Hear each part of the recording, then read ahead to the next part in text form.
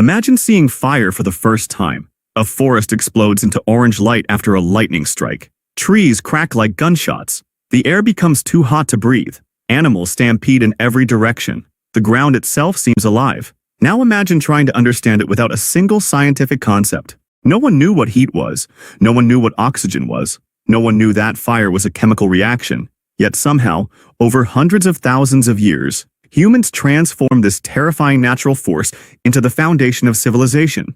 The real mystery isn't how we made fire. It's how we learned to use something we didn't even understand. Fire existed long before humans. Long before the first stone tool, Earth was already burning. Lightning ignited forests. Volcanoes sent lava across valleys. Dry grasslands erupted into flames during droughts. In some regions, underground peat deposits could smolder for months. To early human ancestors, fire was not a technology. It was a natural disaster. Imagine a group of Homo erectus watching a wildfire move across the landscape. They would have seen towering flames, heard roaring heat, smelled thick smoke, and felt temperatures rising from hundreds of meters away. Any sensible creature would retreat, and at first, that's probably exactly what they did. But after the fire passed, something strange happened. The landscape changed. Burned vegetation exposed seeds, roots, and insects that had been hidden before.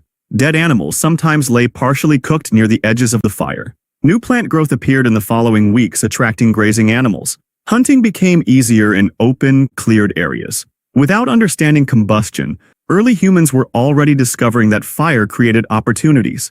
Curiosity began where fear ended. That curiosity may have been one of the most important evolutionary traits our species ever developed. For a long time, scientists assumed that the first major breakthrough was making fire. Now many researchers think something else came first: keeping fire alive. Consider how difficult it would be to create fire from scratch using only natural materials. Even modern survival experts sometimes struggle, but preserving an existing flame is much easier. A burning branch from a wildfire could be carried back to a campsite. A hollow log containing glowing embers might smolder for hours. Slow-burning charcoal buried under ash could remain hot overnight. Early humans may have become experts at protecting these embers. They would feed them dry wood, shield them from rain, carry them during migrations, treat them almost like a living resource. Losing the fire could mean waiting weeks, months, or even years for another natural ignition source. Think about the implications. If a community possessed fire while neighboring groups did not, they had warmth, light, protection, and cooked food. Fire became valuable long before anyone knew how to create it. Some anthropologists suspect that maintaining a communal fire may have encouraged new forms of cooperation. Someone had to watch it. Someone had to gather fuel. Someone had to protect the embers during travel. Fire may have helped teach humans how to work together in ways that hunting alone never could. The archaeological evidence is astonishing. At Wonderwork Cave, researchers discovered microscopic ash, burned bones, and charred plant material dating to around 1 million years ago. Because these remains were found deep inside the cave, they were unlikely to have been carried there by a natural wildfire. Someone brought fire indoors. That discovery pushed controlled fire use far earlier than many scientists had expected. Another crucial site, Gesher Benot Yaakov, dating to roughly 790,000 years ago, revealed clusters of burned flint tools, charred nuts, seeds, and fish remains arranged in patterns consistent with repeated campfires. These were not random burn marks, they were organized activity areas. Imagine what that means. Hundreds of thousands of years before pyramids, agriculture, or writing, humans were already gathering around controlled fires, cooking food, and structuring camp life around a central flame. The fire was becoming part of human society.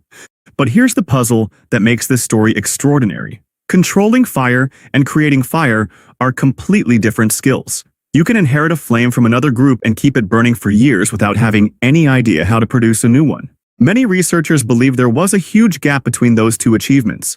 For countless generations, humans may have depended on preserving existing fires while experimenting with ways to recreate them. Two stones struck together occasionally produced sparks. A wooden stick rotated against another piece of wood sometimes became warm. Most attempts failed. Again, and again, and again. Yet failure itself became information.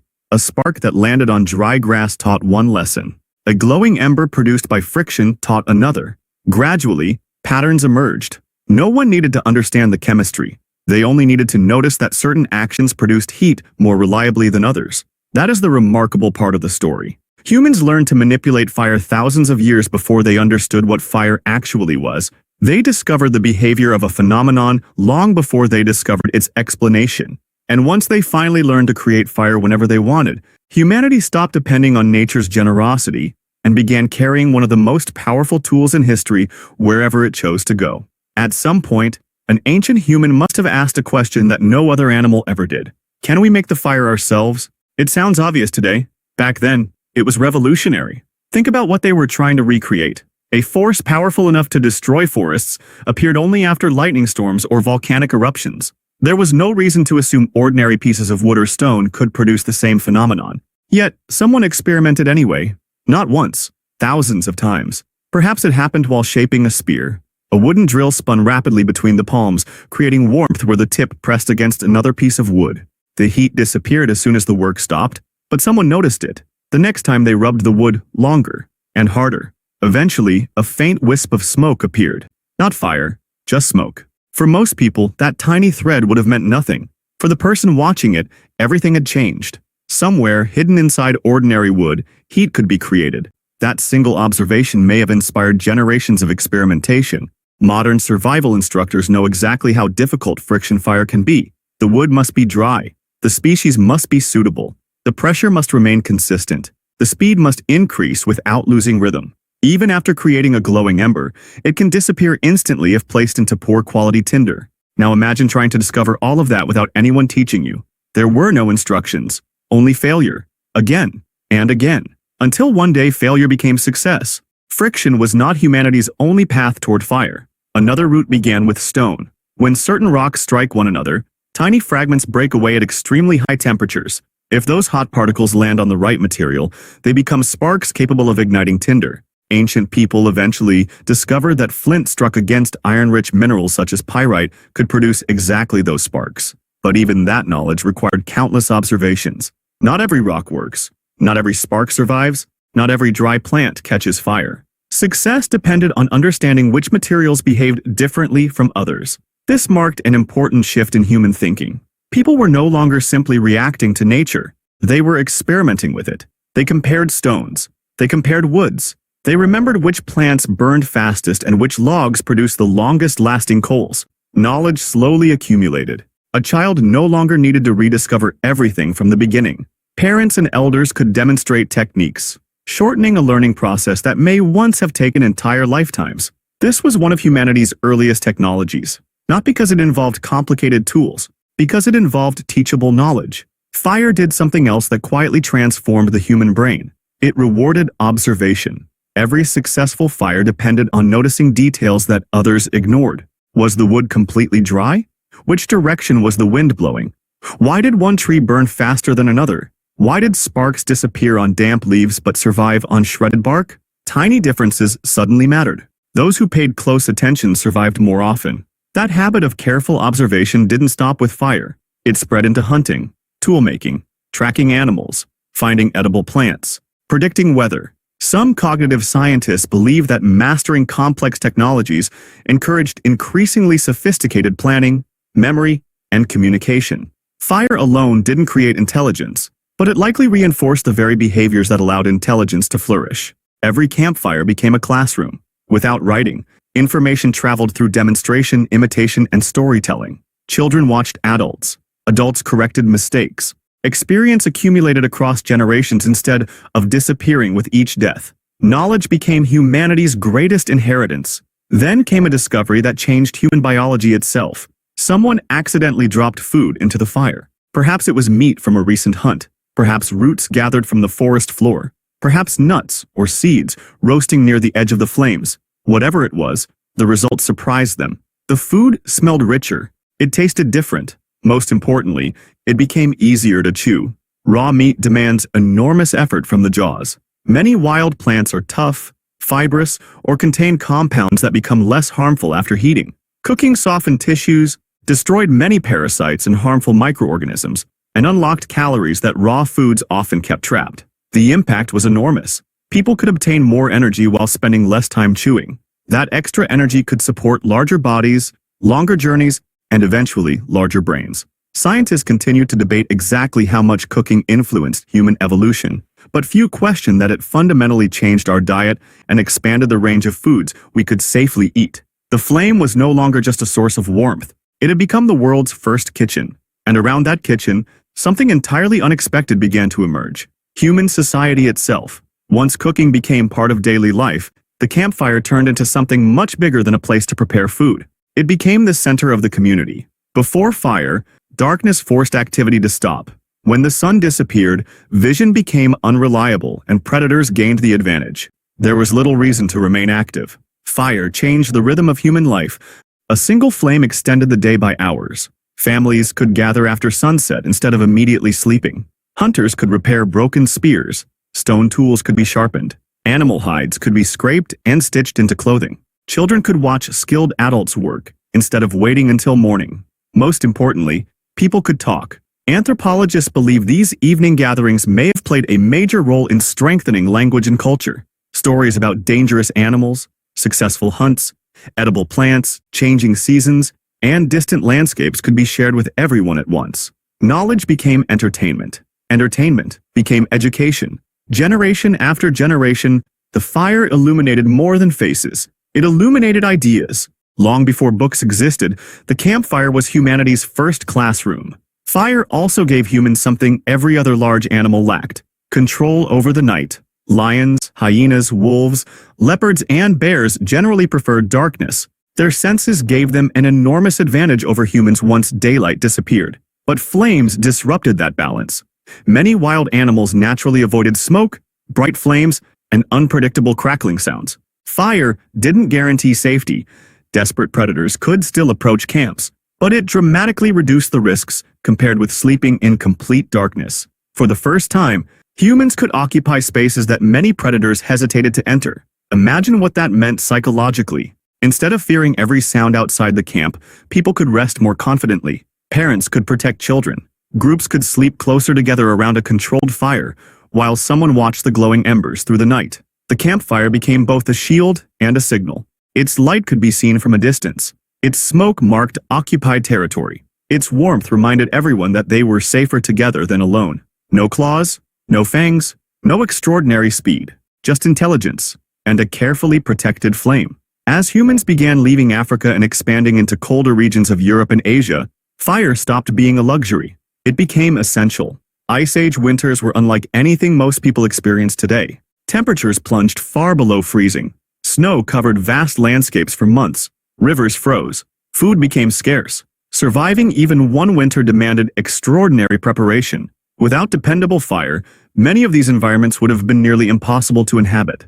Fire dried soaked clothing after rain or snow. It warmed caves and shelters. It thawed frozen meat. It allowed hunters to survive nights that otherwise could have been fatal. But warmth was only part of the story. Heat also allowed animal hides to be processed more effectively. Wooden tools could be dried before use. Bones became easier to work with after gentle heating. Frozen water could be melted for drinking without searching endlessly for flowing streams. Every successful migration into colder climates depended on several technologies working together: clothing, shelter, stone tools, and above all, fire. Without it, the map of human history would probably look very different. Then humans made another remarkable discovery. Fire could transform materials. At first, this happened by accident. A wooden spear left too close to the flames hardened instead of burning completely. Careful experiments over generations revealed that controlled heating could make certain wooden points stronger and more resistant to wear. Stone changed too. Some rocks fractured unpredictably when struck. Others became easier to shape after being heated. Thousands of years later, early modern humans in southern Africa intentionally heat-treated silkcrete before crafting blades, producing sharper and more reliable cutting edges than untreated stone often allowed.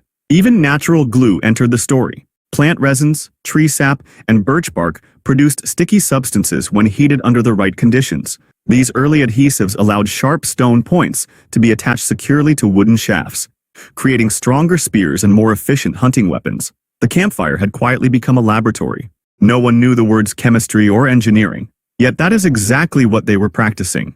Every experiment revealed another hidden property of the natural world. Every discovery expanded what humans believed was possible. And without realizing it, our ancestors had begun a chain of innovations that would eventually lead from simple campfires to furnaces, to metalworking, and, thousands of years later, to the engines that power the modern world. Fire didn't just change the tools humans carried, it changed the landscapes they lived in. At first, people probably noticed the pattern after natural wildfires. A burned forest looked lifeless for a short time, but weeks later something remarkable happened. Fresh green shoots appeared. Herds of grazing animals followed the new vegetation.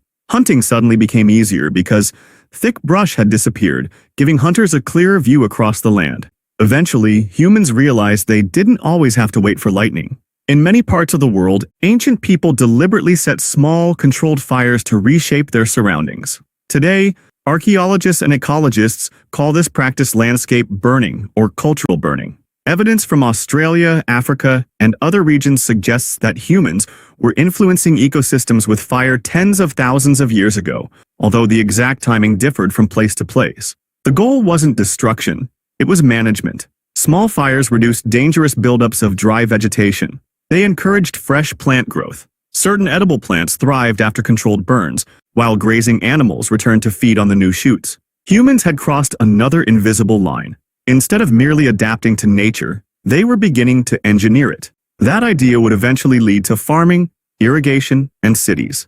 But it started with something as simple as deciding where to light a fire. Then there was smoke. Most people think of smoke as an annoying byproduct.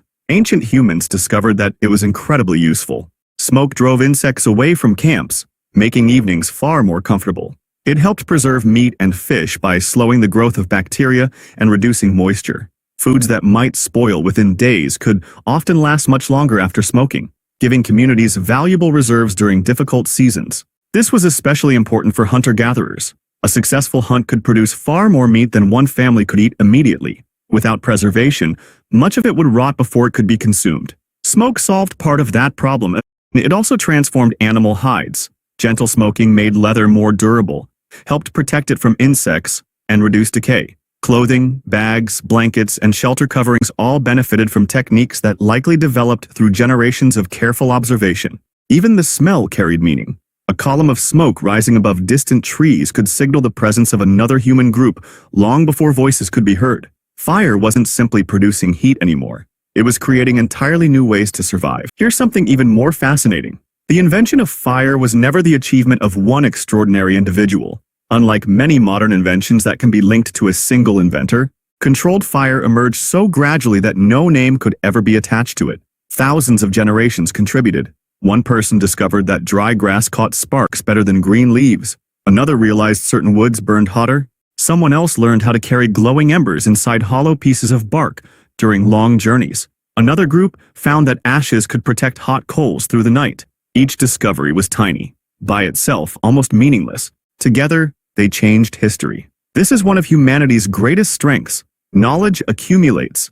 Every generation inherits discoveries made by those who came before and adds something new before passing them forward again. No other species has developed this process on the same scale. Chimpanzees use simple tools. Crows solve complex problems. Beavers reshaped rivers. But only humans built an ever-growing library of knowledge stretching across thousands of centuries. Fire became one of its earliest chapters. Scientists still debate many details surrounding humanity's relationship with fire. Exactly when did Homo erectus first control it consistently? Did Neanderthals independently develop reliable fire-making techniques, or did they inherit them from earlier ancestors? How often did ancient communities lose fire completely and have to wait for natural flames to appear again? These questions remain active areas of research because the evidence is surprisingly fragile. Ash disappears. Wood decays. Fire-making tools made from plant materials rarely survive for hundreds of thousands of years. Archaeologists often reconstruct entire chapters of human history, from microscopic charcoal, burned bones, tiny stone fragments, and subtle changes in soil chemistry. It's like solving a million-year-old crime scene with only a handful of clues. Yet each new discovery brings the picture into sharper focus. Every excavation adds another sentence to one of humanity's oldest stories. And despite the remaining mysteries, one conclusion grows stronger every year. Fire was not simply another invention. It became the turning point that separated humans from every other creature on Earth. Because once people learned they could control one force of nature, they started wondering what other forces could be mastered next. By the time early humans had mastered fire, they had unknowingly created the foundation for nearly every major technological breakthrough that followed. Think about it. Without controlled fire, there is no pottery. Without pottery, storing water and grain becomes far more difficult. Without high-temperature fires, there is no charcoal. Without charcoal, metal ores cannot be smelted efficiently. Without smelting, there is no bronze, no iron, no steel. The modern world didn't begin with computers or electricity. It began with a campfire. Thousands of years after our ancestors first protected glowing embers, later civilizations learned to build kilns capable of firing clay into hard ceramic vessels. Soon afterward came furnaces that extracted copper from stone. Bronze tools replaced many stone ones. Iron transformed farming, warfare, architecture, and transportation. Each breakthrough depended on one simple truth. Humans had already learned how to create and control heat. The flame kept growing. Not physically, historically. Every factory chimney, every steam engine, every glass furnace, every rocket launch can trace its ancestry back to the first people who refused to let a wildfire be the only source of fire. That ancient decision echoed across millennia. Yet fire always demanded respect. The same force that cooked food and protected families could erase an entire settlement within hours. Ancient camps built from wood, grass, hides, and dry branches were highly vulnerable. A neglected ember carried by the wind could ignite sleeping shelters. During dry seasons, small cooking fires sometimes escaped into surrounding vegetation, creating dangerous wildfires that threatened both people and animals. Learning to control fire also meant learning its limits. Communities developed habits that reduced risk. Campfires were often built in cleared areas where flames were less likely to spread. Ashes were covered after use. Valuable embers were carried carefully during travel, sometimes protected inside containers made from bark, shells, or other insulating materials. These weren't written rules. They became traditions. Parents taught children. Experienced hunters corrected younger members of the group. Knowledge that prevented disaster became just as valuable as knowledge that created fire in the first place. This balance still exists today. A single match can warm a home. The same match can destroy a forest. Fire has never stopped demanding responsibility from those who use it. There is another reason fire transformed humanity more deeply than almost any other discovery. It changed the way people thought about the future. Animals generally respond to immediate needs. Humans with fire began planning days, and eventually seasons ahead. Fuel had to be collected before winter arrived. Dry wood needed protection from rain. Food could be smoked and stored for months instead of being eaten immediately. A journey required deciding how to transport embers safely across rivers, mountains, and open plains. Suddenly, survival depended on preparation rather than reaction. This encouraged long-term thinking, the ability to imagine tomorrow before it happened. That mindset eventually spread into every aspect of human life. People stored food, built stronger shelters, prepared for changing seasons, created better hunting equipment before it was urgently needed. Fire didn't merely provide heat, it rewarded planning. And planning became one of humanity's greatest evolutionary advantages. Now imagine trying to explain all of this to someone living 1 million years ago. You tell them that one day fire will melt rock into metal. It will launch spacecraft beyond Earth, power massive cities, cook meals for billions of people every single day, generate electricity, drive industries, create glass skyscrapers, carry humans across oceans and into space. They would almost certainly think you were describing magic. Yet every one of those achievements depends on the same ancient discovery. A controlled flame, not a larger flame, not a hotter flame, simply a flame that humans could create whenever they needed it. That was the true revolution. The first campfire was never just a campfire. It was the opening chapter of every technological civilization that would ever exist. And the most remarkable part is that the people who began this journey had absolutely no idea where it would lead. They were simply trying to survive another night. Instead, they accidentally illuminated the entire future of humanity. So, did humans really invent fire? Not in the way we usually think about inventions. No one created the flame itself. Fire had existed for hundreds of millions of years before the first human ancestor ever picked up a stone. Lightning ignited forests. Volcanoes poured rivers of lava across continents. Dry grasslands erupted into flames during long periods of drought. Nature was the original inventor. Humans became something else. Students. For countless generations, our ancestors watched fire from a distance. They feared it, respected it, and slowly began to recognize its patterns. They learned which woods burned the longest, which plants made the best tinder, which stones could throw sparks. Which embers could survive an entire night beneath a blanket of ash? Eventually, those scattered observations became reliable knowledge. Reliable knowledge became technology. Technology became civilization. That progression may seem inevitable looking backward. It wasn't. History is filled with human relatives that disappeared. Many species of animals still avoid fire today, just as their ancestors did millions of years ago.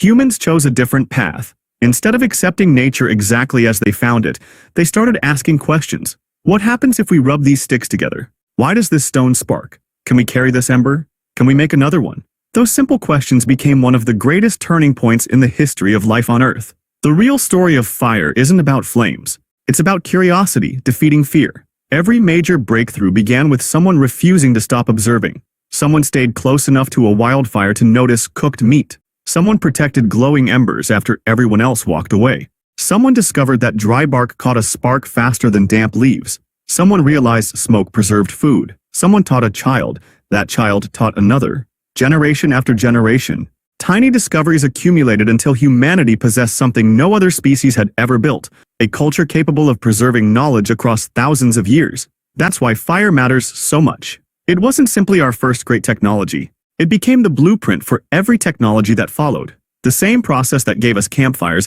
eventually gave us farming, medicine, engineering, writing, electricity, computers, spaceflight. Every one of them began the same way. Observe, experiment, fail, learn. Try again. If you look closely, humanity has been following that exact pattern ever since the first ember was carried away from a burning forest.